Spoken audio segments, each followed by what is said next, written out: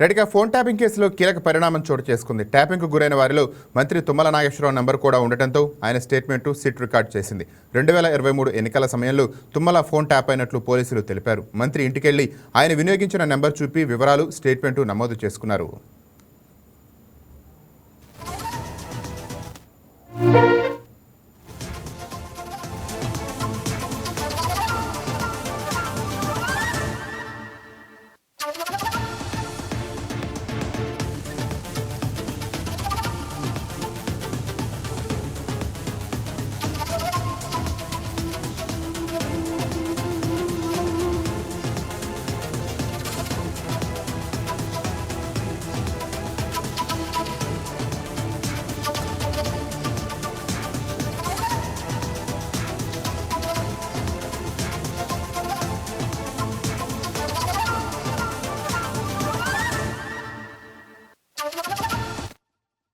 రెడ్డిగా దీనిపై మరింత సమాచారాన్ని మా ఇన్పుట్ ఎడిటర్ శ్రీనివాస్ ఫోన్ ద్వారా అందిస్తారు. రైట్ శ్రీనివాస్, చెప్పండి, తుమ్మల నాగేశ్వరరావు ఫోన్ ట్యాపింగ్ పైన అప్డేట్స్ ఏంటి?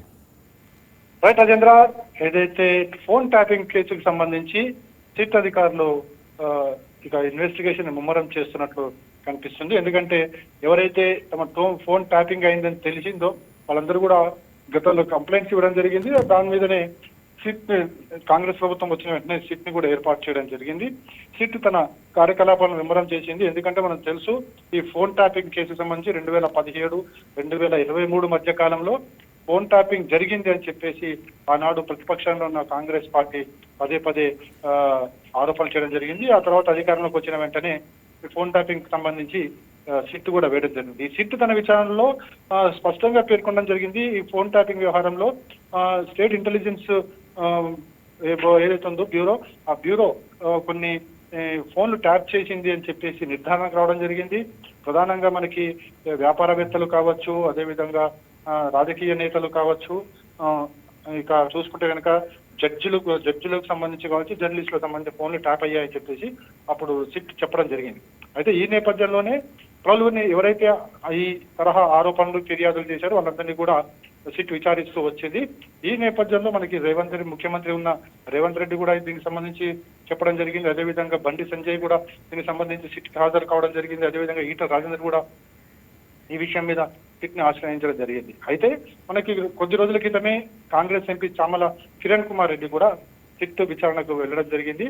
ఆ తర్వాత ఇప్పుడు చూసుకుంటే కనుక ఇప్పుడు తుమ్మల నాగేశ్వరరావు ఇంటికి సిట్ వెళ్ళి ఏదైతే ఈయన ఫోన్ ట్యాపింగ్ అయిందని తెలిసిన తర్వాత వెళ్ళి ఈ కేసుకు సంబంధించి విచారణ జరపడం జరిగింది. అంటే ఈ ఫోన్ ట్యాపింగ్ సంబంధించి ఎవరెవరి ఫోన్ ట్యాప్ అయ్యాయి, ఎలా అయ్యాయి, ఏ విషయాలకు సంబంధించి ఎవరి మీద అనుమానాలు ఉన్నాయి అన్న అంశాలన్నింటినీ కూడా సిట్ తన విచారణలో సేకరించడం జరుగుతుంది.